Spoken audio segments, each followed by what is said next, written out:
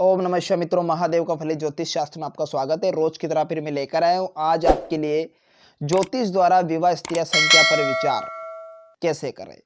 तो आज का टॉपिक इसी पर रहेगा। आप सभी जानते हैं कि किसी ना किसी पुरुष के एक से दो स्त्रियां भी होती है, वो तीन भी होती है या तीन से अधिक स्त्रियां भी होती हैं। तो हम ये ज्योतिष के द्वारा जानेंगे कि कितना उस जातक के भाग्य में कितना विवाह लिखा है, कितनी स्त्रियों से शादी लिखी है और कितनी स्त्रियां के साथ में उसने भोग विलास किया है। इन्हीं सब बिंदुओं पर आज के टॉपिक में हम चर्चा करेंगे। तो बिना समय गवाए हुए हमारे टॉपिक की ओर बढ़ते हैं। तो आपके समक्ष जो इम्पोर्टेंट फैक्ट है, महत्वपूर्ण तथ्य है, इन्हीं तथ्यों पर हम विचार करेंगे वन बाय वन कर स्टेप बाय स्टेप। तो हम सबसे पहले यहां पर देखेंगे कि यह प्रथम पॉइंट है। तो पहला पॉइंट क्या है कि सप्तम भाव में बृहस्पति देव, अर्थात सप्तम भाव में सातवें घर में अर्थात सातवें स्थान में बृहस्पति देव अर्थात गुरु व बुध देव हो तो जातक का एक स्त्री से विवाह होता है। ये फैक्ट हमें देखना है। अगर किसी जातक की कुंडली एनालिसिस कर रहे हैं उस समय ध्यान में रखना है। तो जातक के एक स्त्री से विवाह होता है। सप्तम भाव में मंगल देव या सूर्य देव हो, अगर सेवंथ हाउस में मंगल देव या सूर्य देव भी विराजमान हो तो एक स्त्री से विवाह होता है। क्या होता है? एक स्त्री से विवाह होता है। सेकंड पॉइंट पर चर्चा कर लेते हैं। लग्नेश व सप्तमेश, अर्थात लग्नेश अर्थात लग्न भाव में जो राशि है उसके स्वामी और सप्तम भाव में जो राशि है उसके स्वामी, तो उसे सप्तमेश बोला जाता है। लग्नेश और लग्न भाव में जो भी राशि होती है प्रथम भाव में, उस राशि के स्वामी बोले जाते हैं लग्नेश। तो लग्नेश व सप्तमेश ये दोनों ही ग्रह लग्न या सप्तम भाव में, या तो लग्न भाव में हो या सप्तम भाव में हो, तो जातक का विवाह दो स्त्रियों से होता है। कितनी स्त्रियों से? दो स्त्रियों से।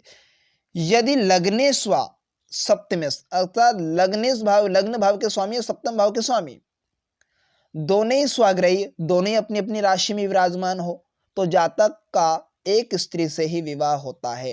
ये इंपॉर्टेंट फैक्ट है, इन्हें याद रखना जरूरी है।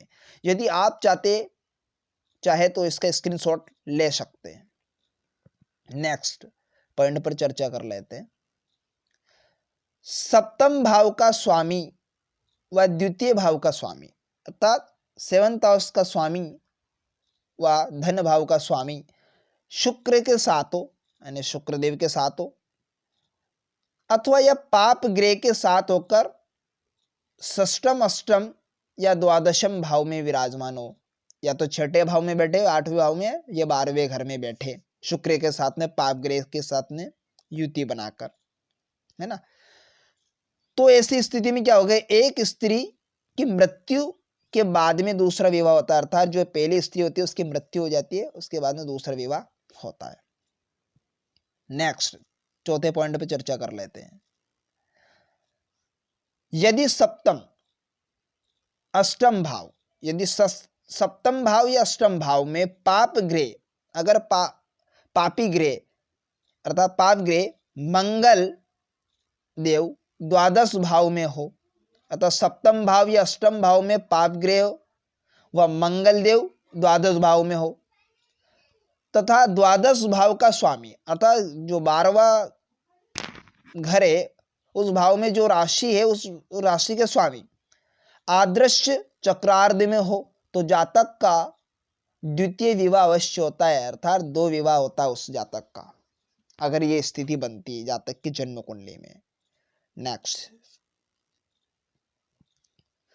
फिफ्थ पॉइंट, लग्नेश सप्तमेश, लग्नेश सप्तमेश व राशिस, असल राशि के स्वामी, राशिस मतलब राशि के स्वामी द्वि स्वभाव राशि में हो तो विवाह होते हैं, दो विवाह होता है उस जातक का अगर द्वि स्वभाव राशि में हो, अर्थात लग्नेश और लग्न भाव के स्वामी और सप्तम भाव के स्वामी और राशि के स्वामी अगर वो द्वि स्वभाव राशि में हो तो दो विवाह होते हैं जातक का। 6 पॉइंट पर चर्चा कर लेते हैं। लग्न सप्तम भाव व चंद्र लग्न में, तीनों द्विस्वभाव राशि में हो, अर्थात लग्न और सप्तम भाव और चंद्र लग्न में तीनों द्विस्वभाव राशि में हो तो जातक के दो विवाह होते हैं। जातक के दो विवाह होते हैं। लग्न सप्तमेश, सप्तम भाव के स्वामी, या लग्न में तीनों द्विस्वभाव राशि में हो, तीनों ग्रह स्वामी के ग्रह, तो जातक के दो विवाह होता है। यदि आप चाहे तो इसका स्क्रीनशॉट ले सकते हैं। 7 नंबर के पॉइंट पर चर्चा कर लेते हैं। लग्नेश द्वादश भाव में, जो लग्न भाव के स्वामी, लग्न में जो राशि उसके स्वामी द्वादश भाव में, वह द्वितीय अर्थात धन भाव के स्वामी पाप ग्रह के साथ कहीं भी बैठे हो, तथा सप्तम भाव में पाप ग्रह बैठा हो 7वें घर में, तो जातक के नसीब में दो विवाह होता है, अर्थात दो स्त्रियां उसके भाग्य में होती है। 8 नंबर पॉइंट पर चर्चा कर लेते। नंबर 8, शुक्र देव जो पाप ग्रह के साथ हो, जो शुक्र देव है पाप ग्रह के साथ में हो, अर्थात सूर्य मंगल शनि साथ में हो, अथवा नीच हो, तो जातक के दो विवाह होते हैं। जातक के कितने विवाह होते हैं? उसके नसीब में दो विवाह। यदि आप चाहे तो इसका स्क्रीनशॉट ले सकते हैं। नंबर 8 पॉइंट पर चर्चा कर लेते हैं। अष्टमेश लग्न में, अष्टम भाव के स्वामी जो लग्न में और सप्तम स्थान में हो, या फिर सप्तम स्थान में हो, लग्नेश लग्न में हो, अर्थात लग्न भाव में जो राशि है उसके स्वामी लग्न में ही बैठा हो, लग्नेश लग्न में हो, लग्नेश या फिर षष्ठम भाव में हो, लग्नेश षष्ठम भाव में हो और सप्तमेश शुभ ग्रह से युक्त हो, शुभ ग्रह से युक्त हो, शुभ ग्रह से युक्त शत्रु नीच राशि में गया हो, शुभ ग्रह से होकर शत्रु या नीच राशि में गया हो, या शुक्र नीच शत्रु व अस्तगत राशि का हो, तो दो विवाह होते हैं जातक का। कितना विवाह? दो विवाह। 10 पॉइंट पर चर्चा कर लेते हैं। धन भाव में अनेक पाप ग्रह हो, यानी धन भाव सेकंड हाउस में, कुटुंब भाव में अगर अनेक पाप ग्रह हो, तो धनेश धन भाव के स्वामी पाप ग्रह से दृष्ट हो, तद दृष्टि बनी हो, देखता हो, पापी ग्रह उसे देख रहे हो, पाप ग्रह से दृष्ट हो, तो जातक के 3 विवाह होते। कितने विवाह होते? उसके भाग्य में कितने विवाह होते? 3 विवाह होते हैं। नेक्स्ट नंबर 11 पर चर्चा कर लेते हैं। बलि चंद्रमा, पक्ष बलिहीन ना होना चाहिए, बलि चंद्रमा होना चाहिए। शुक्र व बलि चंद्रमा व शुक्र एक साथ हो और बलि शुक्र सप्तम भाव में हो, या तो क्या होना चाहिए? बलि चंद्रमा होकर वह शुक्र के एक साथ में हो, या फिर बलि शुक्र सप्तम भाव में होना चाहिए, बलवान होकर सप्तम भाव में, सप्तम भाव को पूर्ण दृष्टि से देखता हो यह शुक्र देव बलि होकर।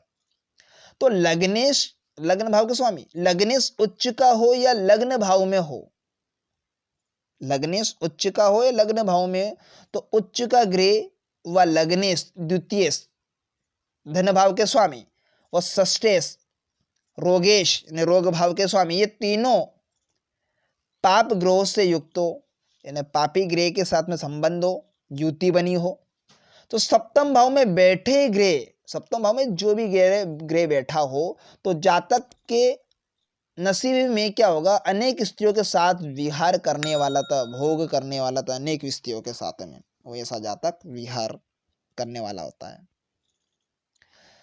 नंबर 12 पॉइंट पर बात कर लेते हैं। 12 सप्तम भाव में 7वें घर में बहुत से पाप ग्रह हो और सप्तमें पाप ग्रह से दृष्ट हो, तो जातक का 3 स्त्रियों से विवाह होता है। पुनः समझ लीजिए, सप्तम भाव में बहुत से पाप ग्रह हो व सप्तमें पाप ग्रह से दृष्ट हो जाता है, तो जातक का 3 स्त्रियों से विवाह होता है। नेक्स्ट 13 पॉइंट पर चर्चा कर लेते हैं हम। सप्तमें से तीसरे भाव में, अर्थात सप्तमें से तीसरे भाव में सप्तम भाव के स्वामी से तीसरे भाव में चंद्रमा हो, या बृहस्पति से दृष्ट हो, या सप्तमेश से तीसरे या सातवें भाव में चंद्रमा हो, सेवंथ हाउस में मून हो, तो क्या होता है, सप्तमेश शनि हो, या सप्तम भाव के स्वामी शनि बन रहे हैं, या सप्तमेश व नवमेश बली होकर पंचम या नवम भाव में बैठे हो, स्थित हो, तो जातक का अनेक स्त्रियों से क्या होता है, स्त्री भोगी होता है, अनेक स्त्रियों के साथ संबंध होता है, शारीरिक संबंध होता है उसका। नंबर 14, सप्तम भाव या द्वादश भाव में अगर सेवंथ हाउस या द्वादश भाव में 12वें घर में बुध हो तो जातक क्या होता है, वैश्यगामी होता है। क्या होता है, वैश्यगामी होता है।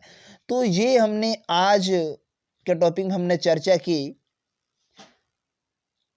ज्योतिष द्वारा विवाह स्त्री संख्या पर विचार कैसे करें। या तो मिलते हैं किसी नेक्स्ट वीडियो में, तब तक के लिए आप मुझे दीजिए इजाजत।